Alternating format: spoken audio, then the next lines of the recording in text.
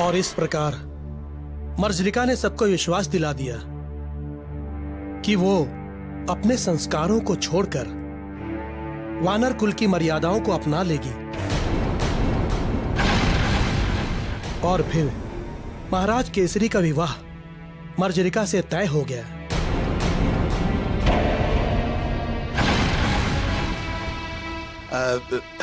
ऋषिवर, जब सब कुछ ठीक था तो फिर ऐसा क्या हो गया जिससे कि ये विवाह नहीं हो सका?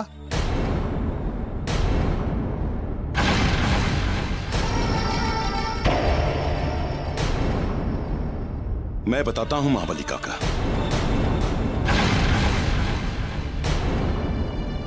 मर्जरिका हमारे महल के अतिथि कक्ष में रह रही थी। संयोग से एक बार रात्रि में मैं अतिथि कक्ष की ओर जा रहा था। सुमंगला जी युवराज। इस समय तुम यहां? सब कुशल तो है? क्या हुआ? कुछ विचलित से दिखाई दे रही हो। मर्जरिका कहां है? वो तो नहीं है। नहीं है? ये क्या कह रही हो तुम? इतनी रात को वो कहां जा सकती है? ये तो हमें ज्ञात नहीं है युवराज, लेकिन वो जब से यहाँ पे आई हैं, हर रात कहीं जाती है और फिर प्रातः ही लौटती हैं। हर रात कहीं जाती है और फिर प्रातः ही लौटती है।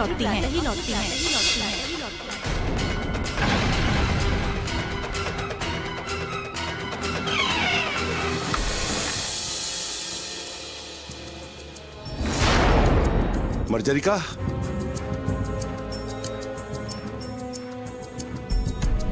मर्जरिका, मर्जरिका, मर्जरिका, मर्जरिका।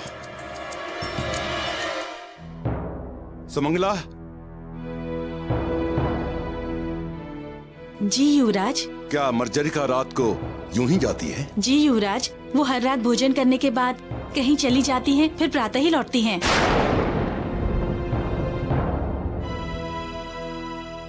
ये मर्जरिका रात को आखिर जाती कहां है?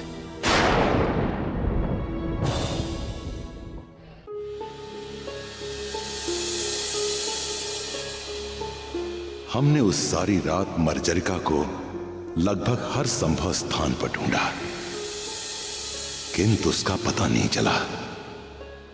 और उस दिन प्रातः बड़ी ही विचित्र घटना घटित हुई।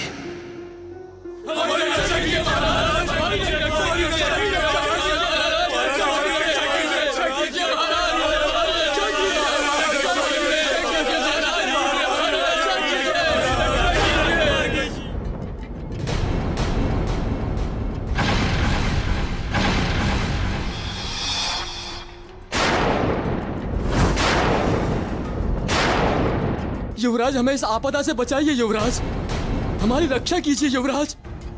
किंतु ये सब है क्या? किसने मारा है इन तीनों को? युवराज, कल हम लोग हमारे खेत में पानी लगाने गए थे। ये तीनों दूसरी दिशा में थे। पता नहीं रात को इन तीनों को क्या हुआ। जब हमने प्रातः जाके उस ओर देखा तो ये तीनों मृत अवस्था में मिले।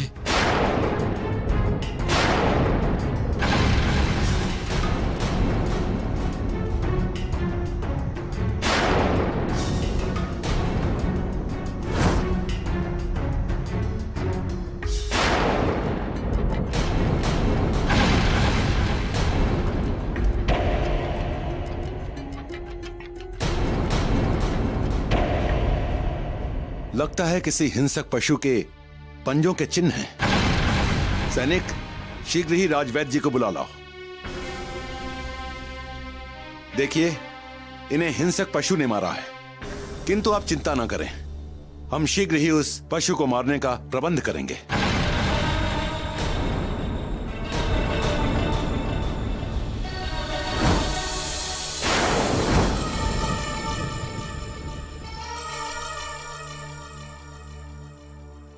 देखिए वैद्य जी, इन किसानों को किसी हिंसक पशु ने मारा है।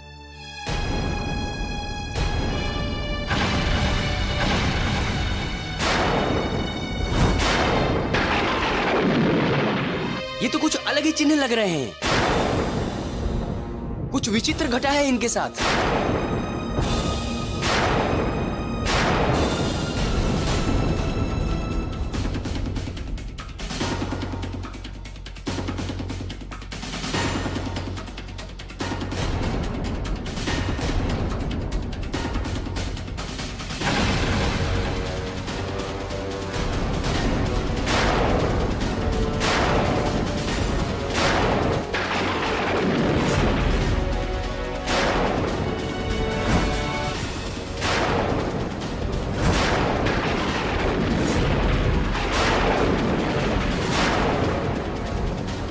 ये किसी पशु के पंजों के चिन्ह नहीं है और ना ही किसी मानव के।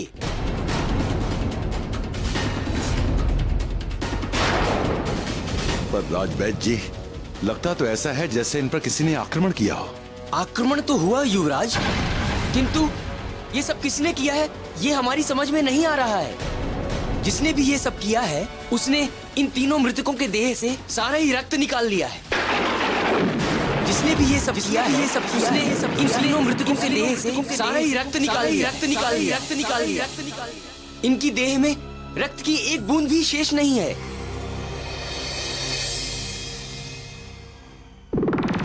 हमें आश्चर्य था, ऐसा कौन सा प्राणी है जिसे राजवैद्य जी स्वयं पता नहीं लगा पाए। धीरे धीरे घटनाएं बढ़ती गईं। हमने पूरे राज्य में पहरे लगा दिए। सैनिक ही नहीं, हमारे नागरिक भी रात रात भर पहरा देते रहे, किंतु कुछ नहीं हुआ। और दूसरी ओर मर्जरिका का चरित्र एक पहेली बना हुआ था कि वो रात्रि में जाती कहां है। और जब मर्जरिका के बारे में हमें कोई सूचना नहीं मिली, तब हमने स्वयं इस रहस्य को जानने का निश्चय किया।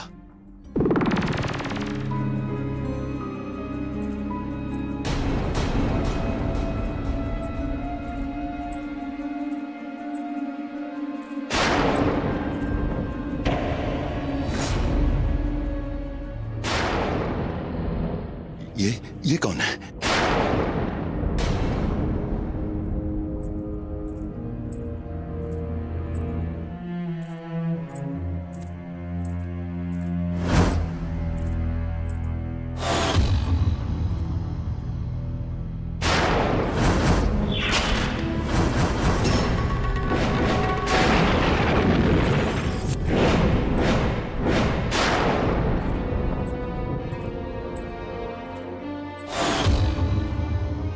ये स्त्री इतनी रात को, लगता है ये मर्जरिका ही है। बहुत निश्चिंत होकर सो रहे हैं सब। सोचते हैं पहरेदार बचा लेंगे, किंतु आज तुम सब मेरे शिकार हो। एक एक कर सबका रक्त पी लूंगी मैं।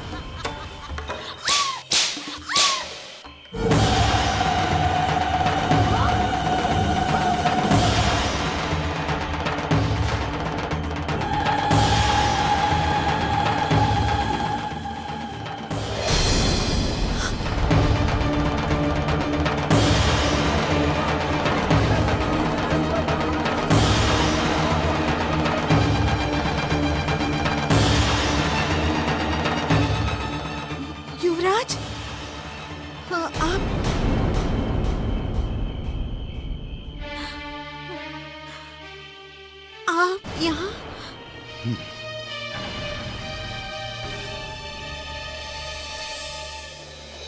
पिता महाराज, हमारे राज्य में जो विचित्र हत्याएं हो रही हैं, उसका दोषी कोई और नहीं, ये यक्षिणी मर्जरिका ही है। ये यक्षिणी मर्जरिका ही पिता महाराज, इसकी मासूमियत को देखकर हम इसे अपने परिवार में सम्मिलित करना चाहते थे। ये तो ईश्वर की कृपा हुई, किसकी नीचता का भेद खुल गया। इसने हमारे साथ छल किया। इसने हमारी निर्दोष प्रजा की हत्या की है।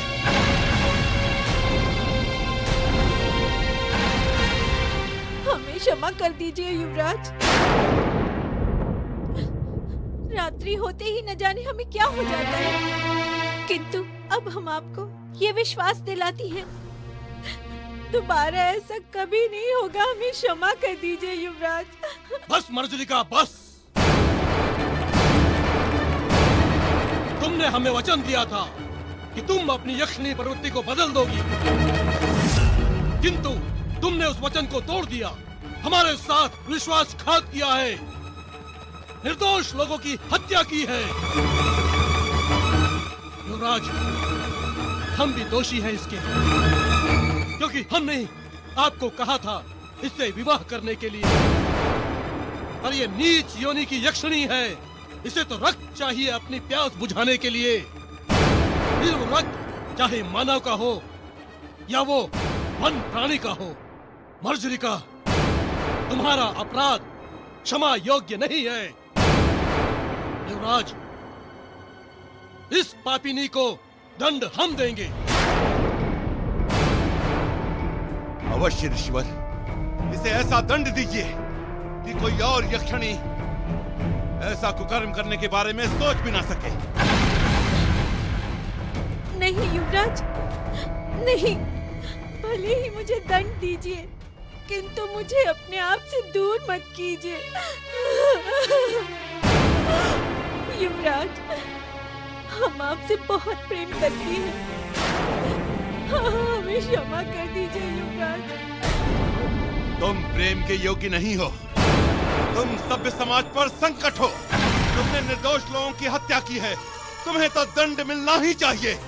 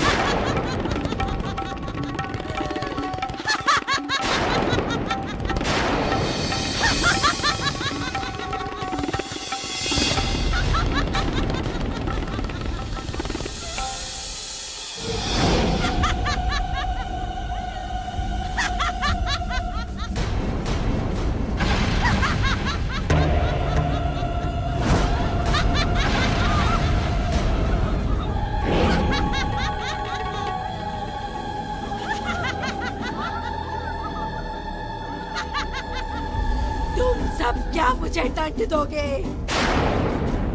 मैं तुम सबको मार डालूंगी सबको, रक्त पी लूंगी सबका, एक को भी जीवित नहीं छोड़ूंगी।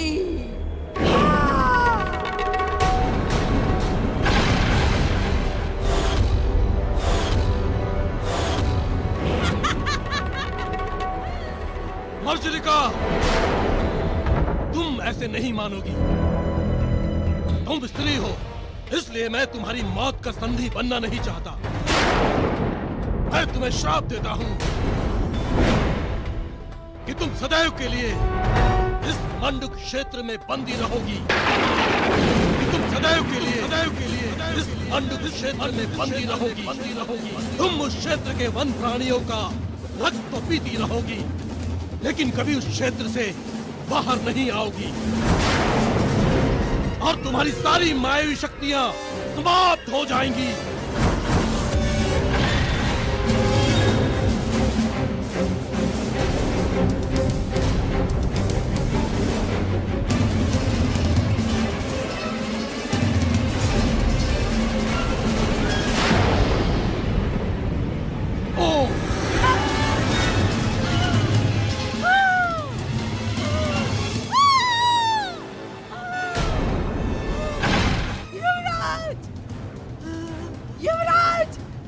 तो कोई कृपा करोगी। तुम सिर्फ मेरे हो, केवल मेरे हो।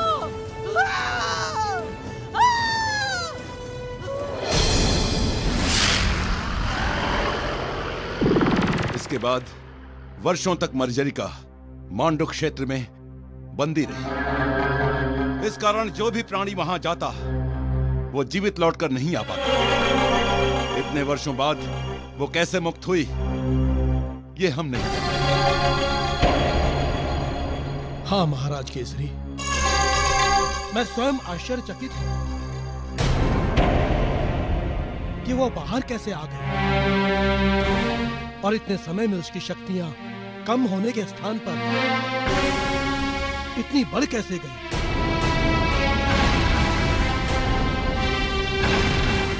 यहां तक कि उसके पास प्राण घातिनी जैसी दुर्लभ शक्ति भी है और हमारे श्राप का उसके ऊपर कोई प्रभाव नहीं रहा।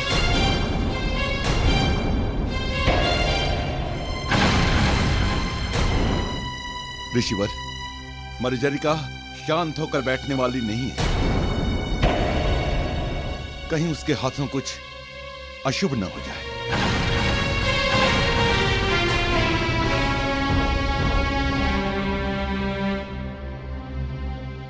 पिताजी, जब बड़े बड़े असुर हमारा कोई अहित नहीं कर सके तो ये मर्जरिका हमारा क्या अनिष्ट कर सकती है।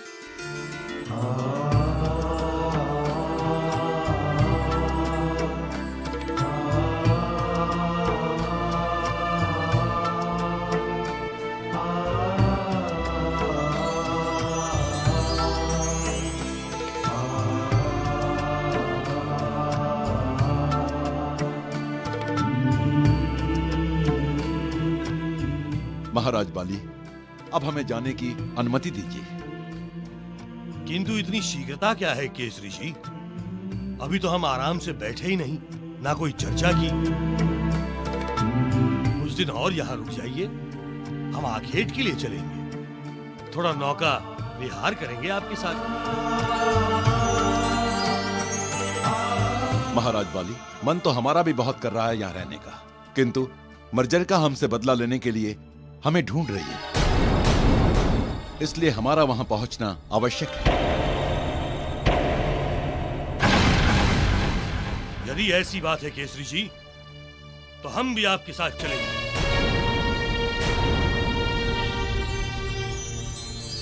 और उस दुष्टा को उसके कर्मों का दंड देंगे। नहीं नहीं महाराज बाली, यहां आपकी आवश्यकता अधिक है।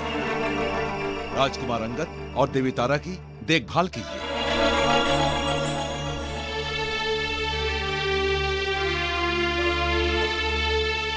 ठीक है केसरी जी, किंतु आपके साथ हमारी सेना की एक छोटी सी टुकड़ी आपकी सहायता के लिए जाएगी।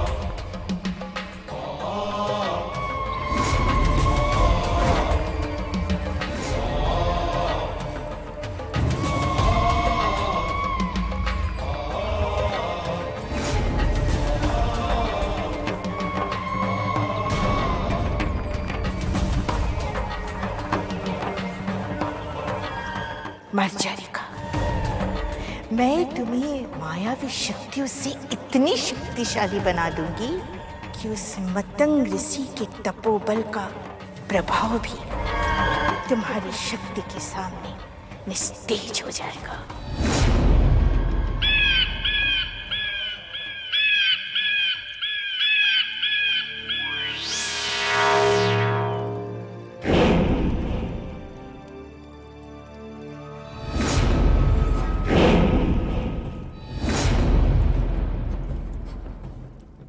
प्रणाम राजमाता। कहो सु, क्या समाचार है? राजमाता, समाचार तो बहुत सुखद है। केसरी अपने पूरे परिवार के साथ अंजन प्रदेश लौट रहा है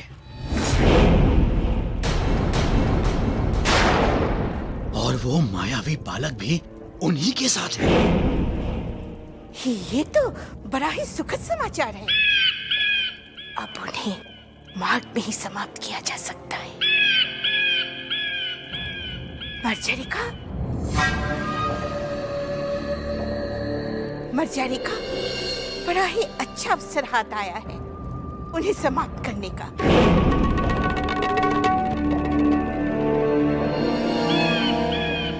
हमने सब सुन लिया है राजमाता, आप चिंता न करें। वो सब हमारे क्षेत्र से होकर जाएंगे और तब उनमें से कोई नहीं बचेगा। बचेंगे केवल मेरी प्रियतम, मेरी केसरी। किंतु इस बार तुम अकेली नहीं जाओगी मर्जरिका। मेरे 2 मायावी असुर तुम्हारे साथ होंगे, तुम्हारी सहायता के लिए। ठीक है राजमाता।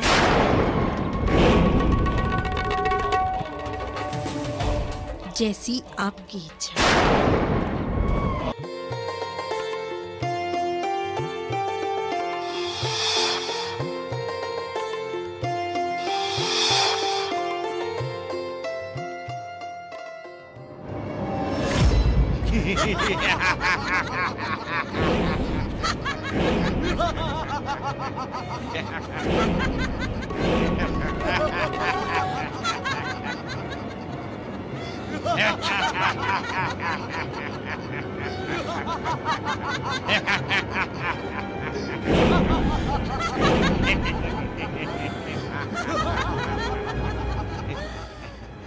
भयासुर, इनके सामने कोई ऐसी माया रचो कि केसरी अपने परिवार से अलग हो जाए, किंतु उन्हें कुछ नहीं होना चाहिए।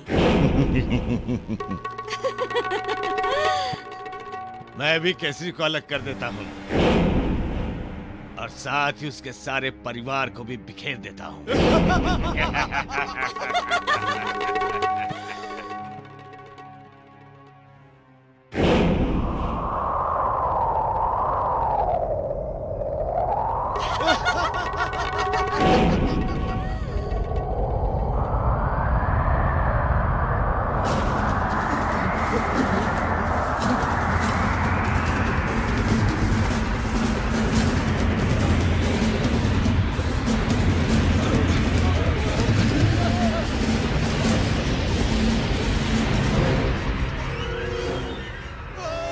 ये अचानक क्या होने लगा?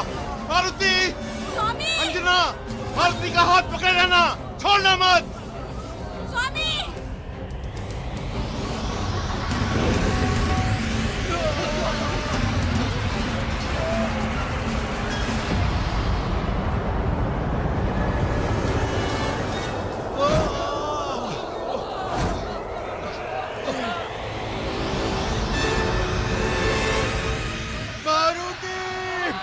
ये क्या हो रहा है?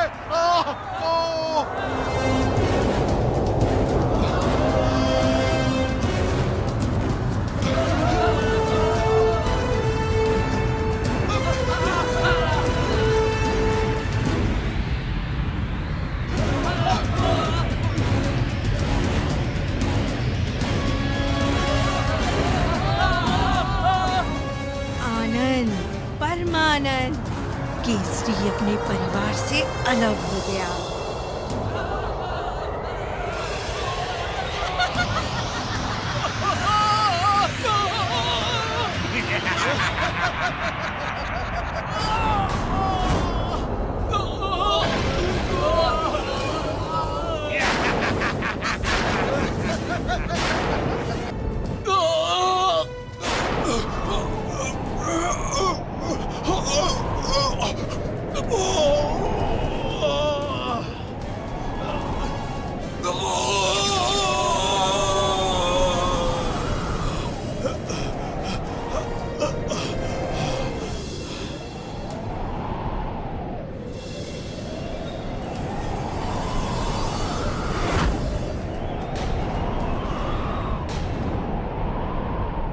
रक्षा देवी, ये सारा परिवार ही नहीं, ये सारे लोग भी बिखर चुके हैं। मैंने तो अपना कार्य कर दिया। तुमने तो अपना कार्य कर दिया भयासुर। अब मैं अपनी माया दिखाता हूँ।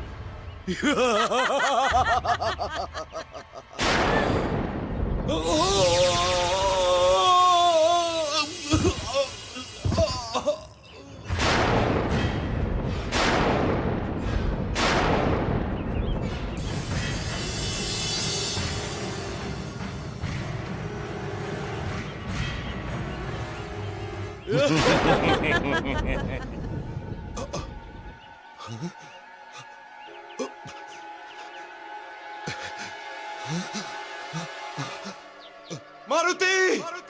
अंजना! मारुति!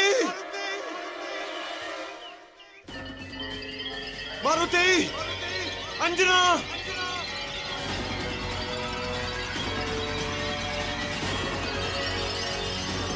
मारुति! अंजना!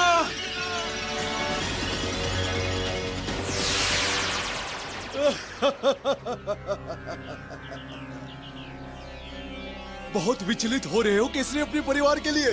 हाँ? चलो मैं तुम्हें अपनी माया से तुम्हारे परिवार की कुछ ध्वनियां सुनाता हूँ। पिताजी, हमें बचाइए। पिताजी, हमारी रक्षा कीजिए। हमारी रक्षा कीजिए। हमारी रक्षा कीजिए। पिताजी! लगता है मारुति संकट में है। पिताजी! पिताजी, हमारी रक्षा कीजिए। मारुति, मेरे पुत्र, चिंता मत करो, हम आ रहे हैं। स्वामी, कहाँ हैं आप? हमारी रक्षा कीजिए। स्वामी! पिताजी!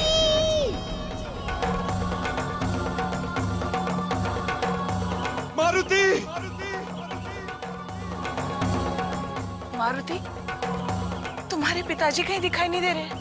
पिताजी! पिताजी! पिताजी!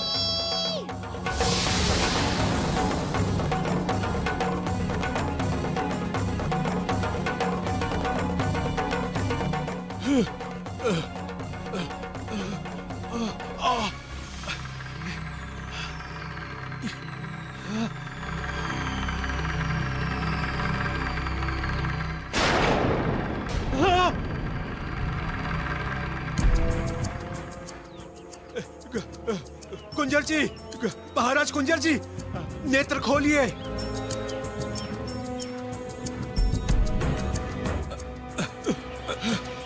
आप ठीक तो है ना कुंजर जी? मैं ठीक हूँ जामवन जी, किंतु बाकी कोई दिखाई नहीं दे रहा है। अचानक आई आंधी ने सबको बिखेर दिया है।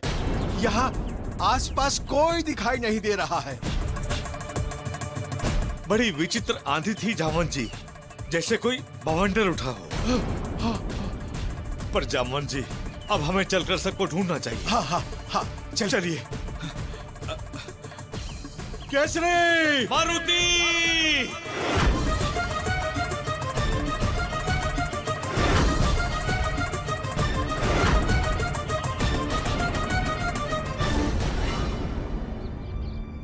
पिताजी! स्वामी! पिताजी! मारुति! अंजना! कहाँ हो तुम सब? दूर दूर तक हमें कोई दिखाई नहीं दे रहा है। फिर ये मारुति और अंजना की ध्वनि कहां से आ रही है? कहीं ये आसुरी माया तो नहीं है?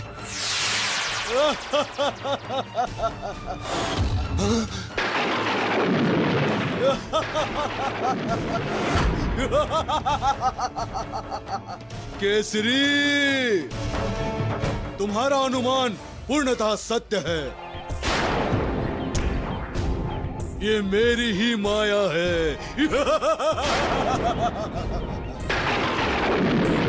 मेरी ही ध्वनि का पीछा करते करते तुम अपने परिवार वालों से बहुत दूर आ चुके हो,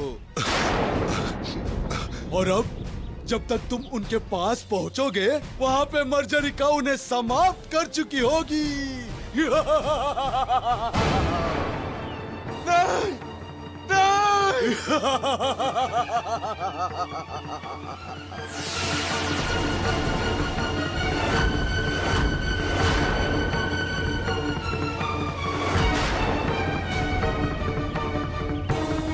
नहीं, मारुति, अंजना।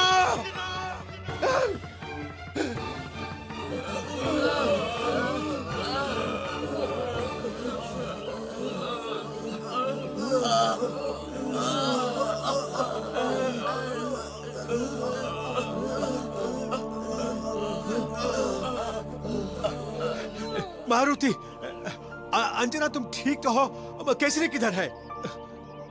हम तो ठीक है, किंतु महाराज का कहीं पता नहीं चल रहा है। तुम चिंता मत करो अंजना, वो आ जाएंगे।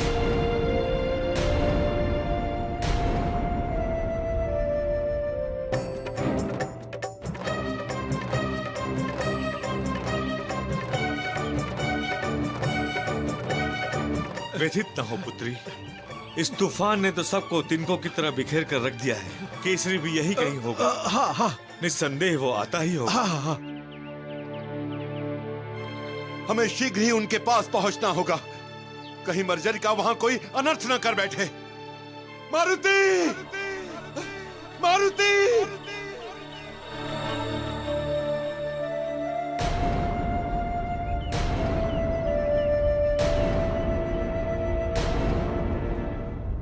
पता नहीं स्वामी कहाँ रह गए। अभी तक तो उन्हें यहाँ आ जाना चाहिए था। तुम चिंता मत करो अंजना, वो आ जाएंगे।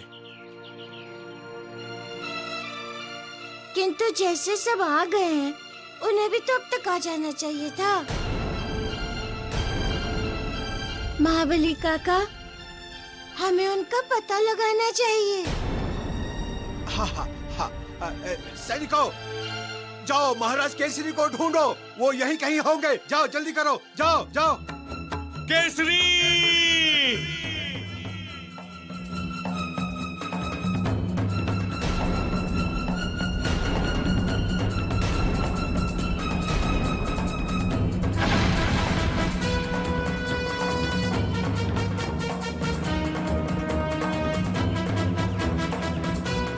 हमने आसपास का पूरा क्षेत्र देख लिया है, किंतु महाराज का कोई पता नहीं चला।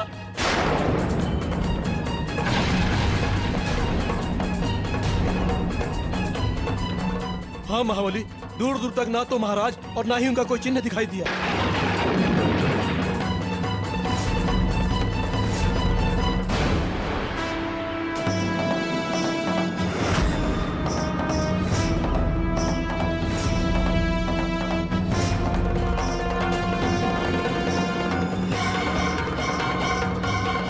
ऐसा नहीं हो सकता, वो कहीं अचेत हो गए होंगे। मैं स्वयं उन्हें ढूंढने जाऊंगी। हाँ काका, हमें स्वयं पिताजी को ढूंढना चाहिए। हाँ हाँ हाँ, चलो। केसरी!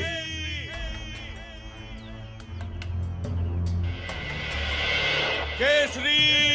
पिताजी! केसरी, कहाँ हो तुम? पिताजी! पिताजी! मारुति, मेरे पुत्र, चिंता मत करो, हम आ रहे हैं।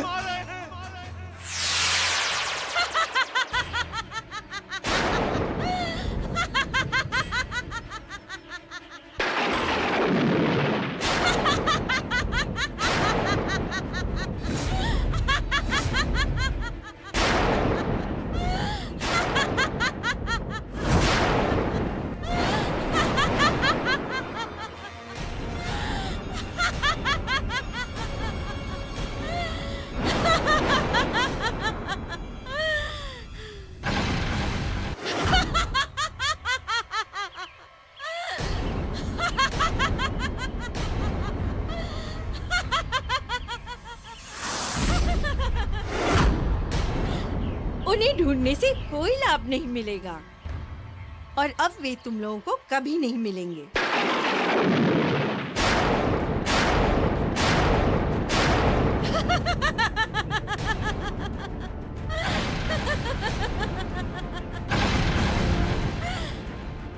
क्योंकि वो मेरे हैं, केवल मेरे। ये सब कुछ मेरा किया हुआ है। मैंने ही अपनी केसरी को तुमसे दूर कर दिया और अब मैं तुम सबको मारकर उन्हें पालूंगी।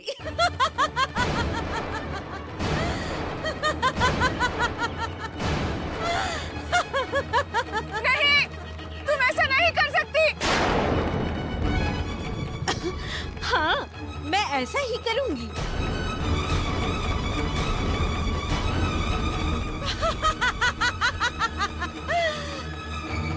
तुम सबको मरना ही होगा।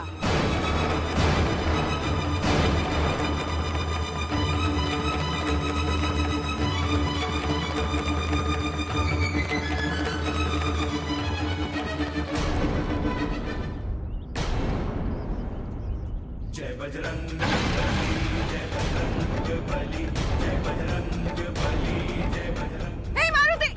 जय बजरंग बली, जय बजरंग बली, जय बजरंग बली, जय बजरंग बली, जय बजरंग बली, जय बजरंग बली, जय बजरंग बली, जय बजरंग बली, जय बजरंग बली, जय बजरंग। देवी, आप हमारे पिताजी से प्रेम करती हैं, इसीलिए हम आपका सम्मान करते हैं। प्रेम की परीक्षा तो त्याग से ही होती है। किसी को प्रताड़ित करना या किसी का जीवन छीनना तो प्रेम नहीं होता। हाँ, लगता है भयभीत हो गए हो बालक।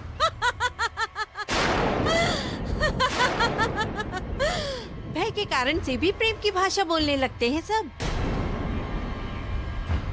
नहीं देवी, क्या आप सोचती हैं कि हम सबको प्रताड़ित देखकर भी पिताजी प्रसन्नता से आपको अपना लेंगे?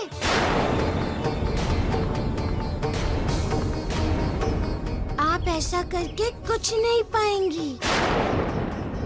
आप अधर्म के मार्ग पर चल रही हैं। बस,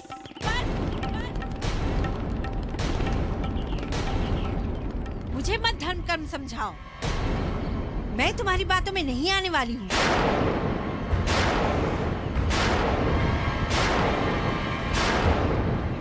अब मैं तुम सबको अपनी प्राण घातिनी शक्ति से मार डालूंगी।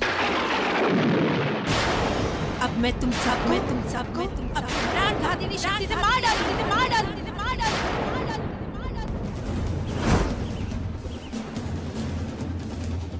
ओम हम ह्रीं श्रीं हुम शक्ति प्राण घातिनी हुम फट स्वाहा।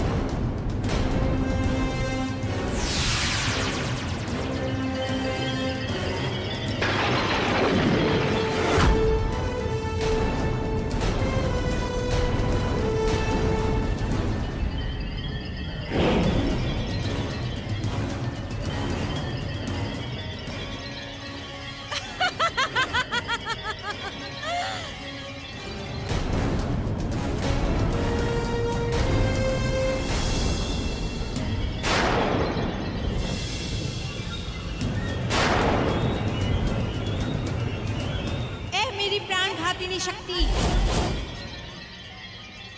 जितने भी लोग यहाँ उपस्थित हैं, इन सबको मार डालो। जाओ।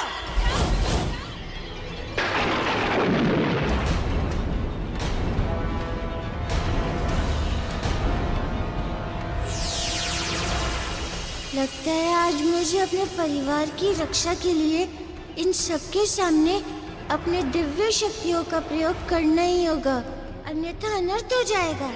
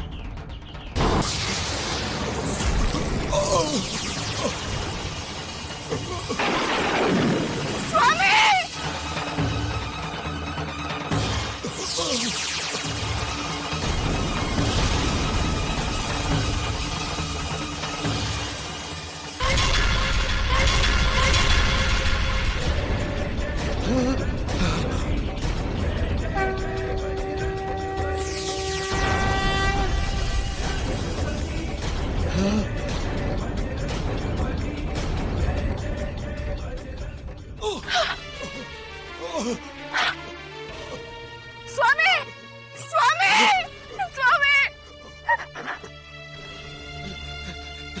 केसरी, ये आपने क्या किया स्वामी?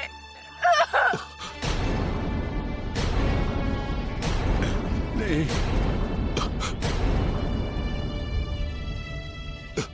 अंजना, तुम सबकी रक्षा के लिए मैं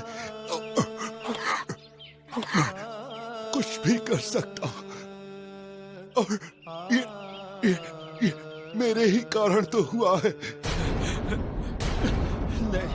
मैं तुम सबको सुरक्षित देखकर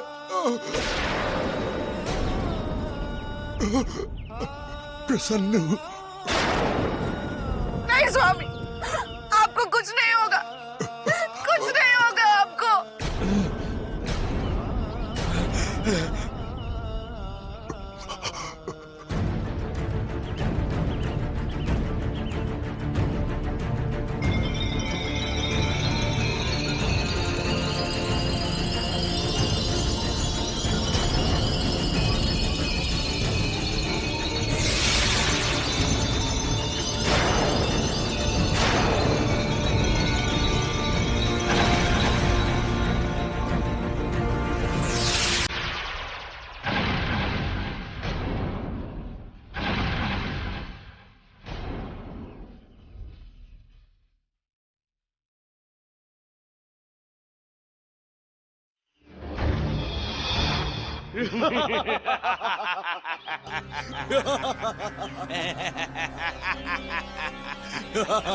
चलो अच्छा हुआ,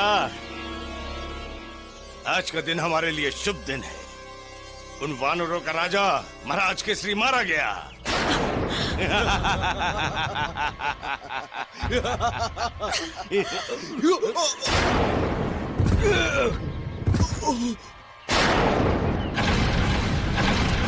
महाराज केसरी को नहीं मरना चाहिए था, उनके परिवार को मरना चाहिए था।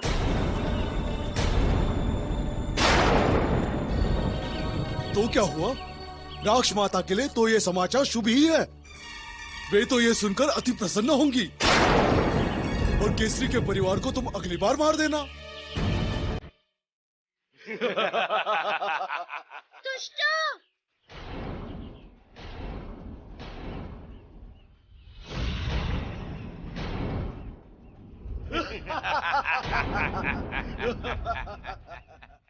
तुमने मेरे परिवार पर आक्रमण किया है।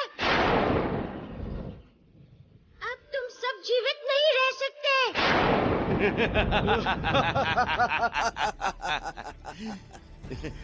बालक, तू हमें मारेगा? पहले जाओ और जाकर अपने पिताजी की अंतिम यात्रा की तैयारी करो। और यदि तुम भी मारे गए तो उन्हें अग्नि देने वाला कोई नहीं बचेगा।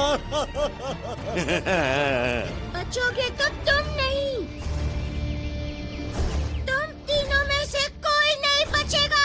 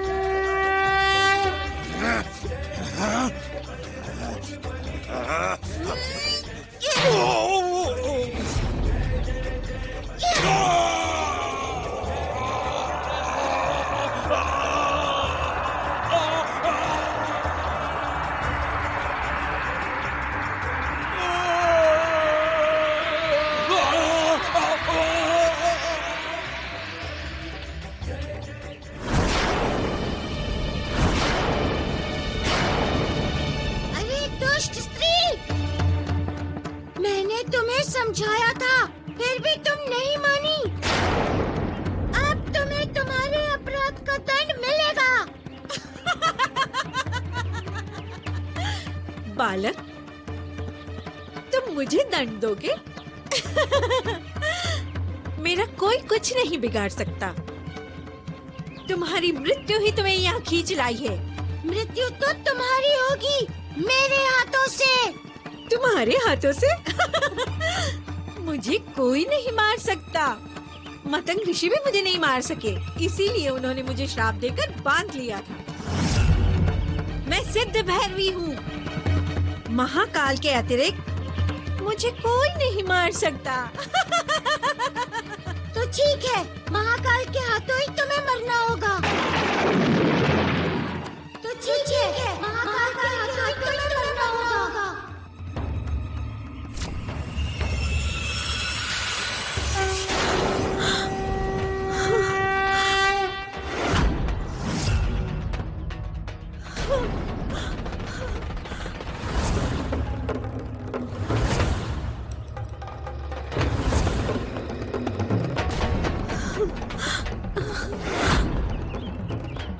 नहीं महाकाल, नहीं, मुझे मत मारिए महाकाल।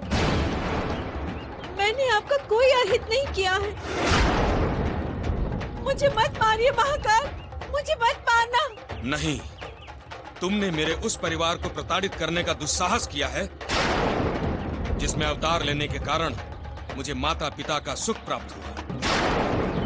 तुमने मेरे उन्हीं पिता के प्राण हरने का प्रयास किया है। अब तुम्हारी मृत्यु निश्चित है। तुमने मेरे उन्हीं पिता के प्राण हरने का प्रयास किया है। अब तुम्हारी मृत्यु निश्चित है।